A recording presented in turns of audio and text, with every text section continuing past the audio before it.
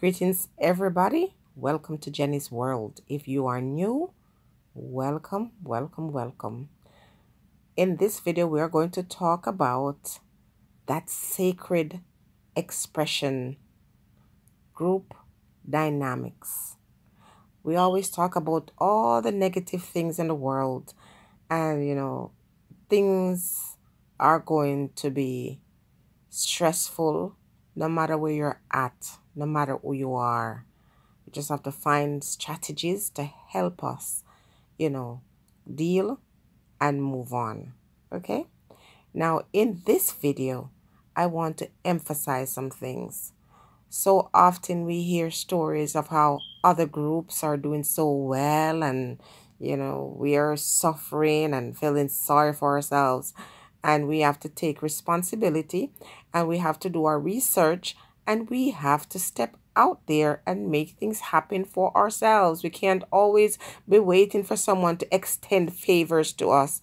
You have to watch what other people are doing. You see, a lot of us in our groups or in our culture, we always talk about, people oppressing us, and which we know is true sometimes, but we're not doing what we need to do to move out of that situation, that poverty, that life circumstance that always leaves you feeling like, why am I here? What's my purpose?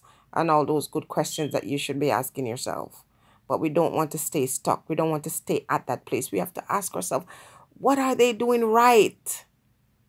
Instead of just focusing on what people are doing wrong. And in our culture, we promote ideas or ideals that belong to other people. We want to identify with other folks, even though our circumstances are different. The environment in which we grow is not conducive to certain things. So we can't continuously or continually try to use other methods that's not working for us. Now, when we talk about group dynamics, it's just this fancy expression that people in our community, through pride, oftentimes will not use. You look at someone, living in some big mansion, and you fail to see that every member of that household at one point made a sacrifice. They all said, we're going to live together, we're going to pool our resources, and we're going to be able to do this. For the average Black person in the average Black household, we branch out and we live in different places and we all do rentals, and renting apartment or house these days are so expensive. And what you fail to understand is, while you're paying rent, you're buying a home for someone else. They get to go to bed and sleep so comfortable, even as you build their wealth. Now, so many of our children would not remain at home until everyone has the capital to go and purchase their own home. Because we're adults now, we are big people, we don't want to stay home, we don't believe in building with our parents. And so, daughter and son has a good job, and I understand that when you get older you want your privacy, but a lot of daughters have no problem going out and paying a big rent at some stranger's house. They wouldn't stay home and pay rent to their mother.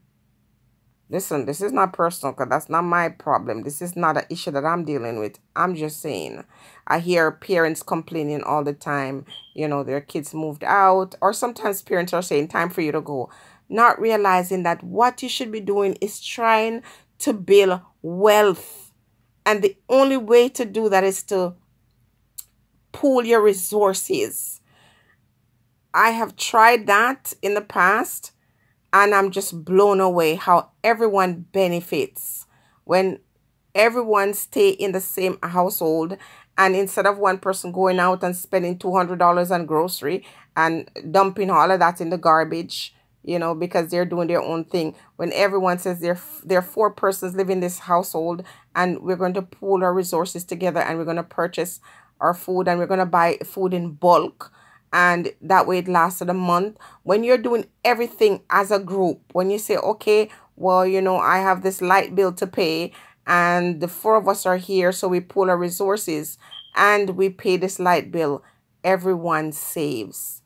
Even in that household, back home, they have this thing they call the partnership business. You all know about that if you're from the Caribbean, and people put their money together. I've done that in the past, where you have a box and everybody puts $50 in it every week, and if there's 4 person in the household, one person gets $200 for that week to do whatever they want to do. So they don't have to be using credit card. They don't have to be taking the money that they're saving. That immediate $200 is available to be used for whatever they need for that week. And if you choose, you can save that in that same household. Imagine 6 people living in that household, and you force yourself to pay to save $50 every week, and you're using that to do whatever. Now, let me give you an example. I used to buy the lottery. I'm not buying it anymore. I used to buy it a lot more, but every time I win $5 or $10, I would put it in a container and stick it away. I saved $300, and I used that $300 to buy sand and gravel to build. Yes. So $5 here, $10 there. It makes a big difference. I shared in a past video about, getting my nails done, and, decided not to do that anymore. And within 6 months, oh my goodness, I didn't buy new clothing, or if I did, it would be something that is on sale. I don't buy designer stuff because I'm not related to these folks. It's not like when I spend my money buying the designer stuff, some of that is going to go away from my future. No, I don't. I buy things that are comfortable. I'm not interested in impressing anybody. And that's what we have to stop doing. Stop trying to live above your means. Whatever you earn, make sure you're spending less than what you're earning. And, this fake life and this fake reality does not help. Find out where you can put your money so it can grow. And in this time, everybody is having hardship one way or the other, and money doesn't come easy these days. And because of that, you can't afford to throw it away. Someone made a comment in a video earlier today talking about people giving away stuff, being encouraged to, give money and not realize the importance of really investing in themselves. And I'm paraphrasing you, but I know what you were trying to say, trying to show people how kind we are. And later on in life, we have nothing to show. So I'm saying that if you live at home with your sister or your brother, or if you're able to pool your resources, you will all find yourself in a better financial situation if you're able to do that. It is really better.